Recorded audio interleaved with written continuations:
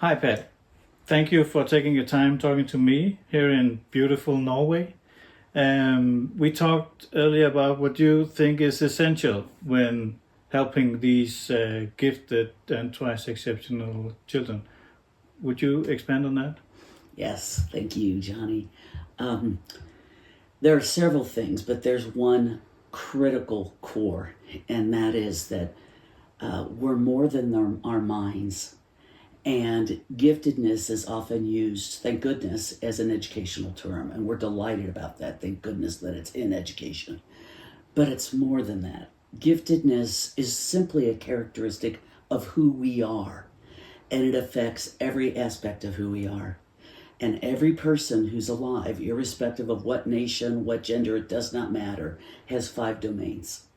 And giftedness affects all 5, and that is the intellect, so the mind, the emotion, the heart, the body, the physical self, the ethical, moral, or spiritual self, whatever. I sort of put those things together. Values as well, sort of the perspective of how we approach the world, what we hold of value and importance, and the social self. So it's mind, heart, body, spirit, and social self. And people don't think about this or realize this, whether it's we don't realize it of ourselves even because who we are is just who we are. It's normal to us, yes. Right? And parents, it's the same way with looking at their children. Our family is normal to us. But giftedness is way too much looked at as an intellectual domain, as a performance, as an IQ, something that you must demonstrate, which is not true necessarily. That's a choice, how you demonstrate things. But giftedness affects, in so many ways, every single aspect of our being. And if we would realize that and understand that and relate to each other in that complexity of understanding, it would change everything. And the other thing that's important about this, I've been a psychologist for well over 30 years and been a therapist for over 40, working with this population. And it's so important to understand that when we relate with each other, that we're relating with this complexity of everything, okay? And so if we want to understand the other person, we have to acknowledge the similarity to everyone else in the world, the difference that giftedness brings, and I have written about that. I don't want to talk too much about that today, but there are several innate characteristics, and then how we're unique. So that's the first thing. We're more than our minds. Our minds are beautiful, but giftedness is not just about performance, it's about who we are. And if we are going to be contentful in life, and I mean this from the depth, we have to be whole. We can't just operate from our minds. So the higher the intelligence, the more we operate from this wonderful tool that we love, okay? But when we do that, we are so out of sync and out of balance in our lives. And to feel contentment, to feel a sense of integrity in who we are, we need to live out of all 5. And that's difficult. It's difficult for people to even realize that. Yeah. And what you're talking about here is the administration, the management of myself, but it goes, you mentioned parents, but it goes with parents, with school, with every relationship. Every relationship. And that's what people don't realize. Yes. You know. And I want to make one other, I think, really important point. People tend to think of giftedness as one thing, over 130 IQ or whatever. But one size doesn't fit all in giftedness. So when you have that bell-shaped curve and you're going into giftedness 2 standard deviations above the norm, there are other standard deviations. Yes. And so I use this metaphor that was created by a friend of mine, Betty Mextroth, decades ago. It was hers, but I've used it ever since. And it's imagining that people are television sets. And if we're all a television set, now I want you to put all 5 domains into each person of the television set. I'm going to greatly diminish individuality and group them just to make a point. An average people of intelligence and maybe a very common integrity of the emotion and the body, etc., socially, more people are like this in the norm, would have like 10 to 15 channels to their television set. So they would bring in 10 and put out 10, bring in 10, put out 10, bring in 10. That's just the average, okay? Yeah. When you go 2 standard deviations, you're a cable television. So now you have 380 or 400 channels. Every breath, every moment, there's no off switch. So that means there are 400 channels coming in. So much more information, so much more thought process, so much more sensitivity, awareness. Even physically, we see it's been proven that gifted people and beyond highly exceptionally gifted have more sensitivities, more allergies, etc. You know, more finite taste and texture and all those things of sensing things in the world. And experiencing things.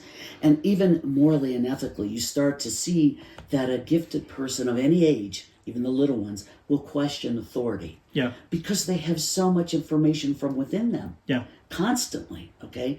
But having 400 channels is different than 15 channels by definition, okay?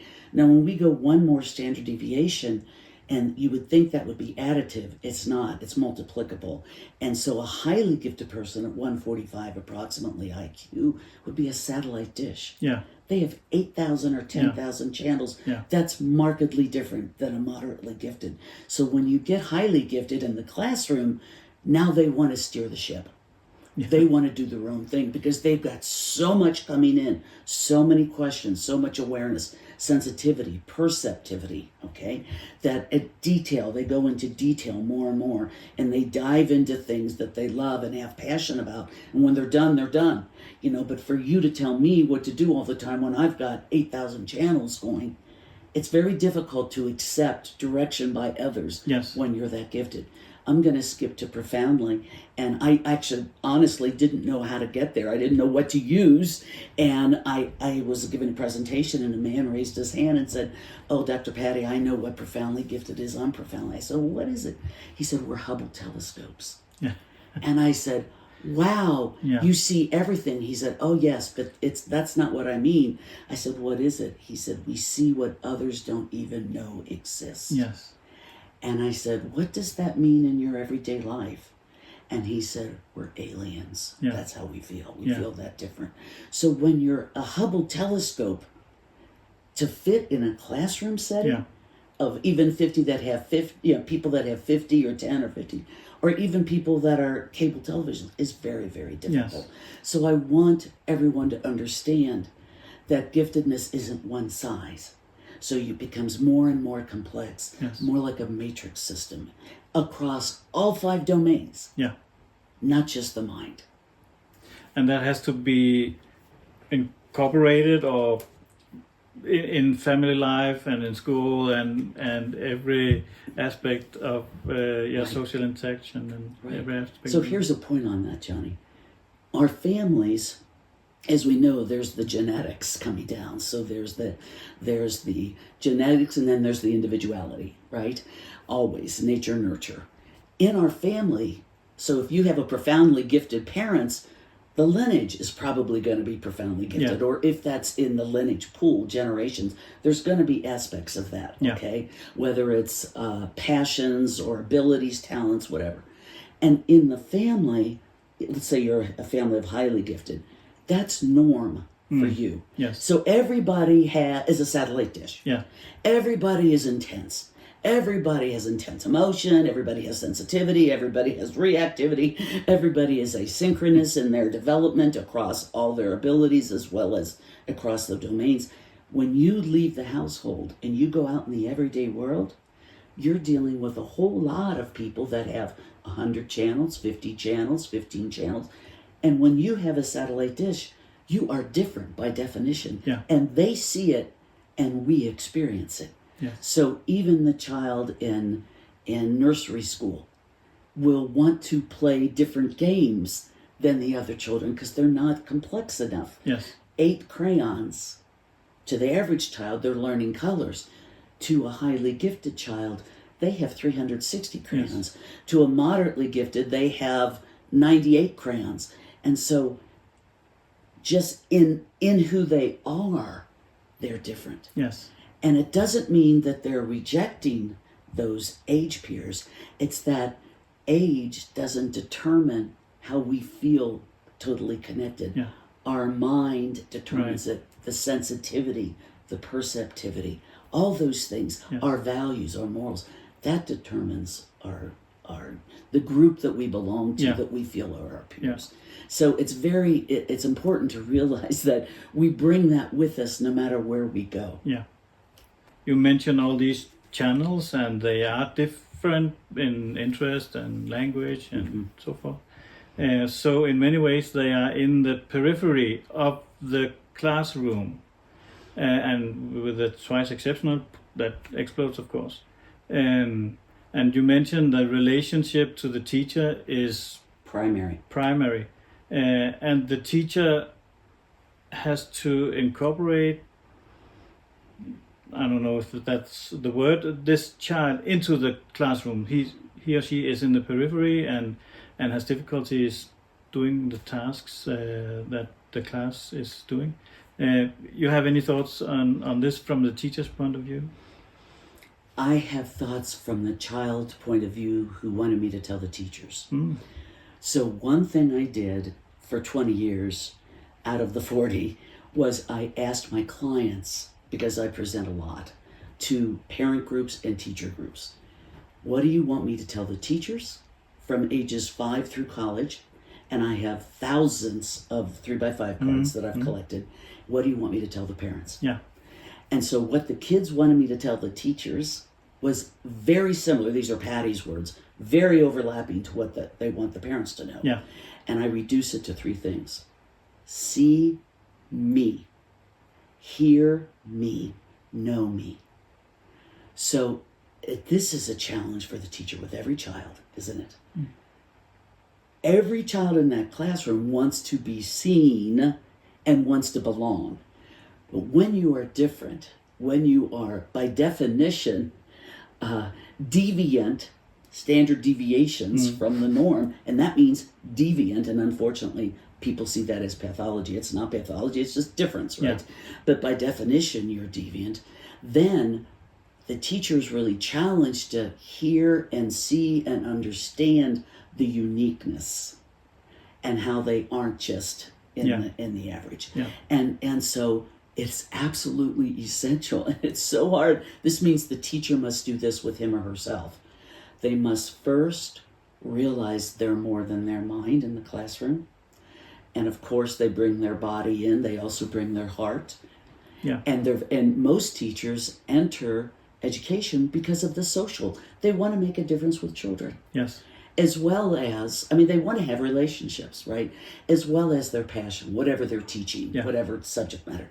So the teacher must come in as a whole person as well. And when he or she does that, they are much more apt. So this is the challenge to the teacher, is their own growth, their own awareness, their own integrity of all 5 domains. Then they're more apt to see and hear and understand the distinction of giftedness, highly giftedness, etc., with other children. The overlap, the similarities that bind us together as human beings, and the differences. Yes. So it's very much, it goes back to the teacher's health and well-being, and then understanding the complexity of the person. Yeah. Did that answer what you were saying? Yes, it does. Okay. And I believe I read somewhere that if you have a classroom of gifted, the student-teacher relation become more equal. It's more a coach, a guide, than a teacher, and I think that's maybe a part of this. Thank you for saying that. And that's a challenge, isn't it, for teachers, depending on the personality of the teacher, depending on their values and how they see things. Do they see themselves as the authority? Because the truth is that even, and parents know this, even the little ones, the 2-year-olds, go right up against the parents and say, I'm not going to do that, or I don't want to wear that, or whatever, because they have their own sense. Like I said, all those channels coming out. That happens in the classroom. And, oh my goodness, if a teacher were to make a mistake on the board or something, or say something wrong, It isn't necessarily a bulk of authority for the child to say, "Oh, Miss Smith, well, it's really da-da-da," because it's the information they have. Yes. They already have it. And so it can be very challenging for teachers to be aware that, and particularly the higher the intelligence, the more that students feel equal. Yes. And like I said, they want to steer their own ship, the higher Yes. the intelligence. But that's a great challenge to teachers, to accept that. Yeah. Yeah. And here's the other part that's challenging. If the student is not interested in the topic, Yes. Yeah. they're not motivated to perform. And so then the teacher could obviously think, well, he or she is not that gifted. They get C's. Yes. Or they don't even hand in their homework. Maybe Yes. they forgot because they're ADHD. Or maybe they just don't hand it in because they don't care and they didn't do it. Yeah. Because they don't find it deep enough, wide enough, broad enough. They don't find the meaning of the substance of what Yes. you're teaching. It's very important for it to have meaning. Yeah. And for it to have meaning intrapersonally. Yes. And so that's very alarming to parents, angering parents, and teachers. Yes. Because some people believe that giftedness is performance. And if I'm going to call you gifted, you sure as heck better show Yeah. me those A's. Yes. Right. Exactly. And because I say so, that's not That's a reason. enough. That's not meaningful in itself. No. No. But if you're a parent of gifted, when they're early. Yeah. That starts when they're little, Yeah. itsy bitsy. Yeah. Exactly. Yeah. They're great debaters. Yeah. They're great lawyers of all times from when they're Yeah. little on. Yeah. They have practiced from. Oh, from very yeah. young My age. eldest son is a lawyer. And Yeah. let me tell you, he was a lawyer when he was young. Yeah. Exactly. Yeah. What are some of the main difficulties these children experience? Well, okay, two things come to mind. Right away, based on what I just said, they know that their interest is different, what they care about is different, what they value is different, even from an early age. Socially, I talk with a lot of groups of kids. I work individually of all ages, so from very young all the way to the very elderly. But the teens and the kids in school that I work with talk to me a lot about several things. They want me to help them with their stress and anxiety, because when you are gifted, you do have an inner sense of wanting to give. You have an inner sense of wanting to produce. It isn't just from the outside, it's also from the inside. It's a level of, actually, it's more than just excellence. It's a bar that gifted people set for themselves that are higher than the average bar. Yeah. And what we see is perfectionism. And perfectionism brings, I'm not good enough with it. Yeah. When we don't reach that bar. So that's one thing that's very difficult. You see it at home, you see it everywhere, and you certainly see it in the classroom. Yeah. A perfectionist mentality. And so that they might not turn in their paper if they don't think it's good enough. They want to edit it, but it was due today, so they keep it overnight to edit it, then they don't get to it because they have more homework. Yeah. They don't hand it in. You see what I'm saying? Yeah. So that is a real problem because the bar is so much higher. Yeah. And the reason we have that bar as a gifted individual is because we know what ought to be. It isn't just what is, it's what ought to be. Yeah. It's visionary, Yeah. okay, when you have that many channels, right? Yes. So I would say perfectionism is something that's big. That also affects, I want to talk about social. There's so much to say about that. I guess what I want to say is, again, the sensitivity. I want you to know, people that are listening to this, not everybody is, even if you're moderately or highly gifted, not everybody has equal amounts of emotional intensity, okay? Those differ across individuals, of course. But if you are emotionally intense or sensitive, there is nothing more important than relationships. Nothing. It is number one. Yeah. Okay. And that is primarily with your parents. Now, that's number one. Number two is the siblings. Number three is the teacher. Yeah. So the teacher, if the child doesn't feel understood and seen across all of who they are, not just what they can produce, not just being an intellectual robot, but who they are as a person. If they don't feel seen and valued, they collapse. Yeah. They do not perform in the classroom. I see it over and over again. Yeah. So I want everybody to know that giftedness often, not always, but often brings with it an emotional need and sensitivity Yes. that I see as two ages usually. So I'll see, and parents certainly will see this, and you'll see it in the classroom. There'll be, let's say the child is 8. There'll be a younger age emotionally where they throw temper tantrums, they go berserko, and they're crying a lot and all that, and they seem younger than 8. And then there's a wisdom age of emotion that where they see people that don't have homes or homeless animals, and they're so concerned with others, right? Yeah. And that's older than their age, Yeah. usually.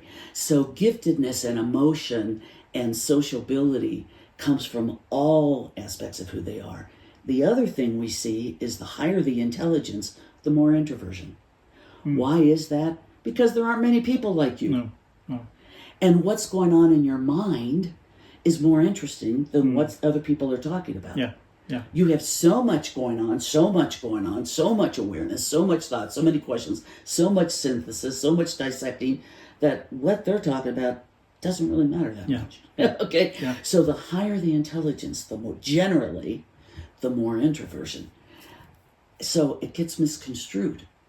When you are brighter, even if you're not profoundly, if you're moderately gifted, you're thinking more, you're questioning more, and others assume that you might be arrogant, that you don't like them. There's all kinds of misconstrued when really you're just thinking about things, or Yeah. you're just feeling more intensely.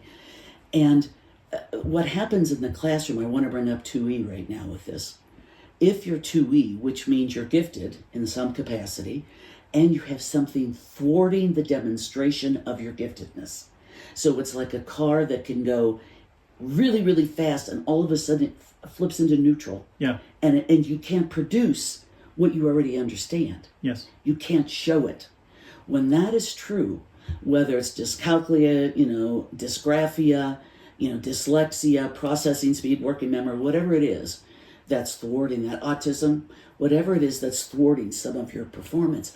When you're sitting next, if you're in a gifted classroom and you're sitting next to kids that are moderately gifted like you, and they can produce the math easy, and you can't, it makes you question if you're gifted at all. Yeah. And so you feel less than. And what happens is you question your giftedness, but you also hold on to those thoughts, those questioning thoughts as, I might not be as bright as they think I am. And that affects your self-esteem. Yeah. It affects your performance. There's so much I can say about Twice Exceptional. There's so much to say about that. And also for teachers and parents, let me say this about Twice Exceptional. This happens so much, particularly with ADHD. The switch, you aren't in control of it. I want parents and teachers to know this.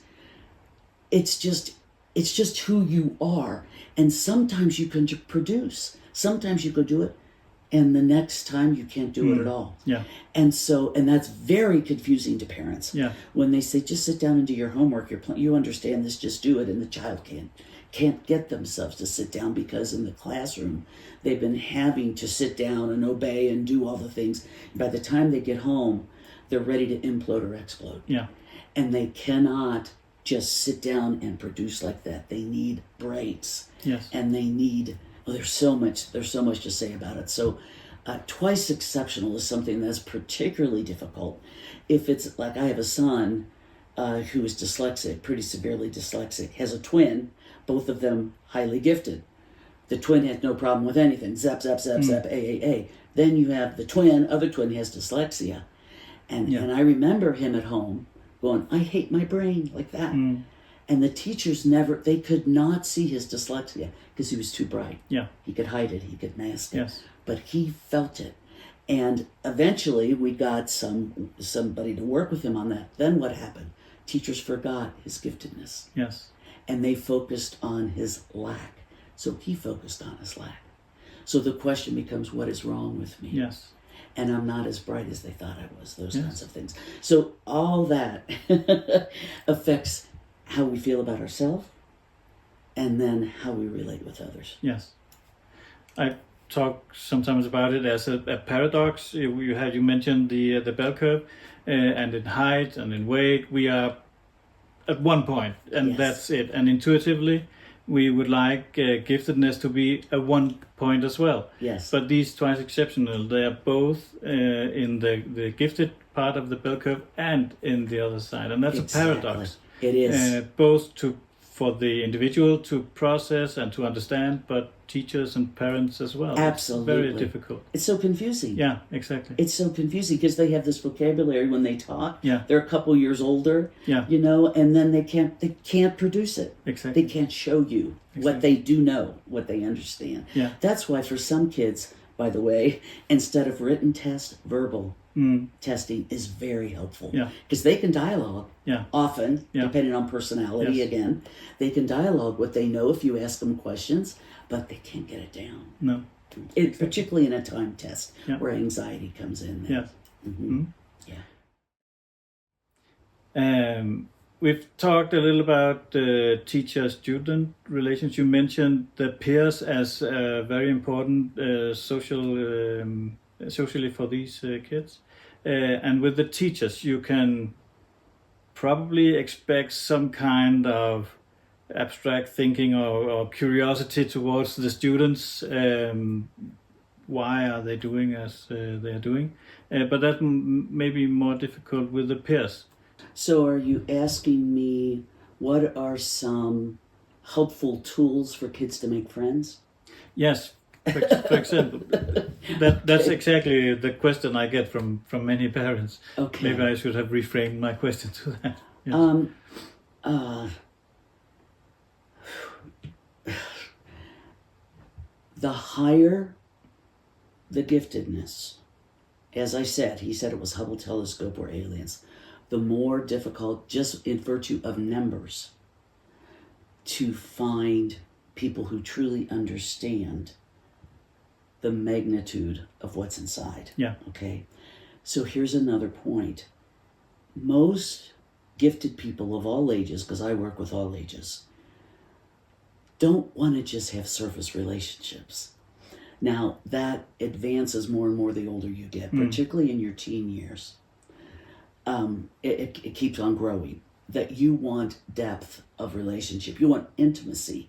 You want best friends. And Yes. best friends means somebody who understands me and likes me for just who I am, and Yeah. I get to like them for Yeah. who they are. So it has to do with acceptance. It has to do with being genuine. See, these are the issues. When we talk about healthy relationships, any relationships, parent, child, teacher, student, and peers, certainly, and friendships, we're talking about certain characteristics that make you feel good in the relationship. And those characteristics generally are, I feel respected, and I give respect. I can be genuinely who I am. I don't have to put on a mask, Yeah. which gifted kids do all the time, Yeah. because they are different and they don't want everybody to know it, you know. It has to do with acceptance. I feel accepted. I can be who I am. And the fourth one is empathy. You can understand me from my frame of reference. And those are called core conditions. They were taught by Carl Rogers and researched to this day for the last, 80 years. And that is fertile soil for a healthy relationship. So, getting back to the gifted, I cannot begin to tell. Most of my clients are highly and profoundly gifted of all ages. Why? Because of exactly what we're talking about. They feel misunderstood. They're misdiagnosed. People think they're odd, and comparatively, they might be odd. They get bored easily. They want to change things. And so what happens? The teens ask me this all the time. I'm sorry, my mind, I literally had a message from a parent today about a kid. One of my kids who lost his only friend and felt suicidal, just literally today. So I ask, here's the truth. The world is made up of all diversity. And so we do need to learn how to at least be with others. Develop the skills, the listening skills, to be able to ask questions of the other person. so that to engage them. And I often tell my gifted kids, I call my clients my kids, I often tell them, I want you to observe in the classroom. I ask them to be little archaeologists and anthropologists, and I want you to observe all the kids, and I want you to see how they interact. And I want you to see who's kind, who listens, who doesn't overwhelm and overtake, and mostly notice the quiet ones before you even approach. So I want them to really observe others to see who they might approach because of what I said, Yes. acceptance, genuineness, being able Yes. to be who I am. So if somebody is a dominant person in the classroom, Yeah. probably not a good idea unless you have the similar interest to that dominant person and or the similar skill. Yes. Like if it's sports. Don't be trying to get parents, don't be thinking and for the kid to go into all the sports. If they have no adaptability, if they have no skill, it's probably the worst thing you can do because they're going to be rejected and they're going to be humiliated, right? So it depends on interests. It depends on what people talk about. It depends on how they act, their behavior, how do they react to other people. And then you get to learn, who can I approach? Yes. Who is safest for me to approach? Because I know I'm different. And I want to belong. The belonging need is one of the greatest needs we have in human nature. Yes. The primary place that you must belong is at home. Not everybody gets that. But it's the essential, fundamental place.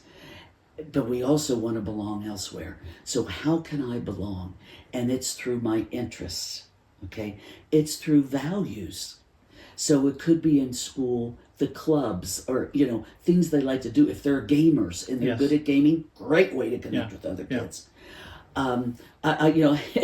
If you're a good memorizer and everybody else is into sports and they're talking about the sports team of your country or whatever, all you have to do is learn some of the people's names and some of the some of their information, who won, and you can join right in and not be odd, not be different, not be made fun of. That's the other thing.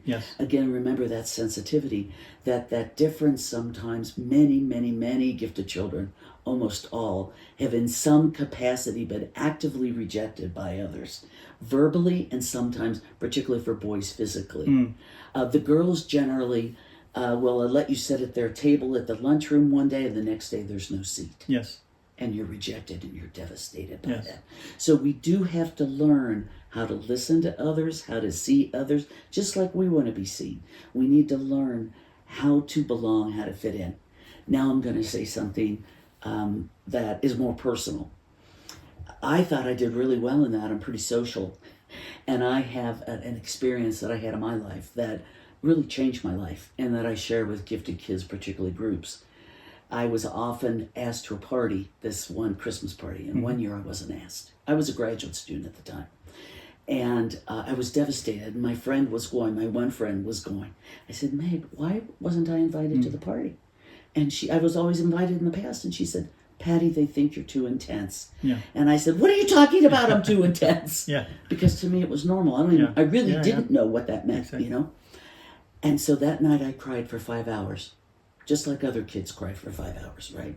And I finally said to myself in the middle of the night, Patty, if you were having a Christmas party, would you invite these people?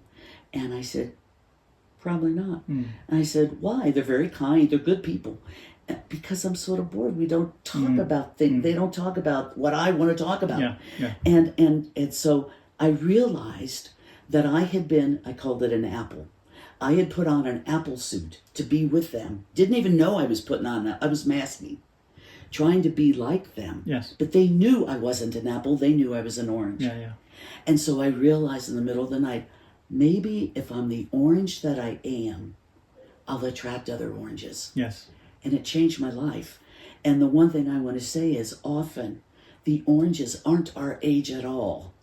Sometimes they are, but sometimes they're older than us. Sometimes they're younger than us in different ways. So one of my best friends was 20 years older, and we're still best friends, right? And it didn't matter that he was 20 years older. Exactly. We had a commonality that we could unite. Yeah. And so I want to remind people of that. We have to be the orange that we are, whatever variety of orange that we are. Yeah. And not try to be the other fruit of other people. Yes. That's the autonomy, the authenticity you were talking about. Authenticity. Yeah. Yes. That belonging is extremely important. And I have young kids come to me say, I don't care about school. I have my friends at soccer or chess or Yes. whatever. Yes. So I can survive okay. the school because I have these friends. Absolutely. Yeah. Absolutely. And that can also happen in the family, let me just say. Yeah. That it could be an aunt, it could be an uncle, it could be a cousin. You know, it could be grandma or grandpa that has this similar. And so you belong in the family. Yes. You're different, but you belong. Yes. And that feels so good.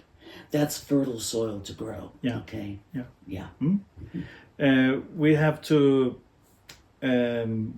sum up somehow. You had something I wanted you to wanted show. To show. Yeah. Yeah. Oh, Johnny, my sister was a professional artist. This is how good I am. But let me tell you what this is. Decades ago, I was sitting with a client, and it happened to be a woman, a profoundly gifted woman. And I realized, oh my gosh, this is really sort of overwhelming, isn't it, when I did this? I realized that we kept on talking about the same thing. So let me tell you what this is. I realized at that moment, actually, in therapy, that we all are like, I'm going to put it down for a moment, 3 concentric circles, because that can be a little overwhelming, then I'll pull it back up. And so we have the outer world, the everyday life around us, surrounding us. And so this first concentric circle, this first line, is what we show the world. It's our masks, it's our roles, it's how we dress, it's how we talk, it's what we, what we do, what we don't do, what we engage in. It's everyday life of paying the bills, groceries, doing homework. So that's the impact of the everyday life around us and what we show the world, okay? The next, in between here, you see these squiggly brown lines. That's our stresses and our fears. And all of us try to hide those. We don't want everybody to see our stresses and fears, but every single person has them. Yeah. No matter who you are, you have them.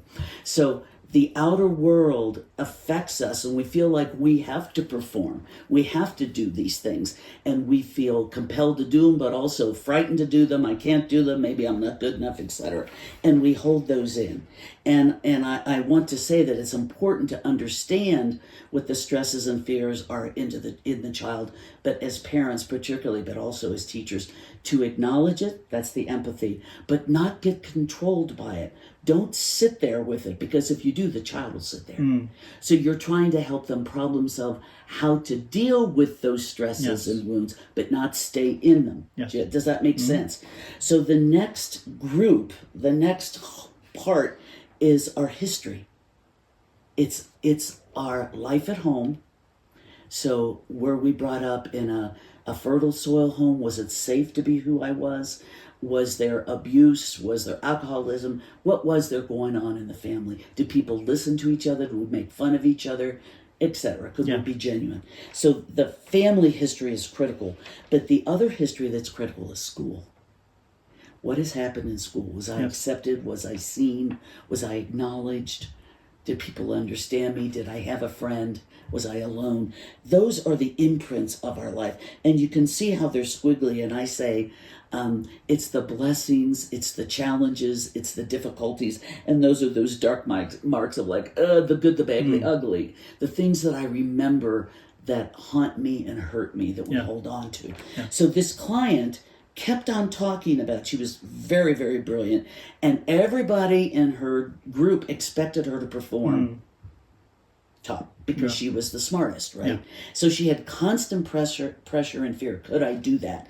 And then her family of origin, her parents happened to be very, very successful in the world and wanted her to do the same, etc. So she was very alone, didn't have friends. So she had all these things operating. That's all we ever talked about. Yeah. And one day I said to her, who are you? What about your inner core? what is unique about you? What's beautiful about you? And she said, I don't know what you're talking about. Yeah. Because her whole life was based on the external performance and her own fears and wounds. And I need to make a comment. I want to say one more thing. Irrespective of how difficult your life has been, you're more than your history. There's more to you than just your history. Yes. And it is the golden core. And so that's what I call it. Yeah. So we must learn to penetrate these outer things and learn what is unique about us at our inner core. And I would say to parents, and I am a parent of 4, that the most critical job we have as being a parent is seeing the golden beauty of our child. There is nothing more important than, while we need to see how they're similar, how they're different from others, how they're different from siblings, etc., we must see what is the unique beauty, not just the intellectual gifts, but the internal sensitivities, perceptivities, kindness, gentleness, connection with animals, whatever it is, and acknowledge it, because our child needs our help, and teachers do this too. Needs our help in understanding what is special about them. Because it's normal for them, but they don't identify it. So what's really essential is for us to get past all these things, learn about our golden core, and be able to come out in the world living that. Not only living the other parts, but living that golden core. And when we do that, that's called living with meaning and purpose. That's called feeling like I have something to give. I have a mission in life. And it can change and evolve over time. It isn't stationary, but you're born with it. And you die with it. As it grows, it evolves. So that's what I want people to understand. Please don't just get caught up with homework. And did your kid do the chores? And did they turn things in on time? That's the external pressures, and that will increase the fears and the wounds. Please also, it's important to realize there are things, but please also focus on the beauty of the individual and help them own it. That is the greatest gift you can give to somebody. And in a relationship, that's what intimacy truly is. But whether it's any kind of partners, it's seeing the beauty in the other person and not just worrying about if they paid the bills. Seeing the goodness of the person and acknowledging that and loving that. So it's about loving. It's about come from your heart. See with your eyes, your ears, your body, your essence, your heart. See that person and acknowledge it. And that's how I want to end. Thank you, Patty. That's perfect. The perfect ending. The golden core. The golden core. The golden core. I will remember that. Thank you for your time. Thank you. And we will go and see the beautiful Norway, Snow White. Yay. Thank you for now. Thank you, Johnny. Thank you.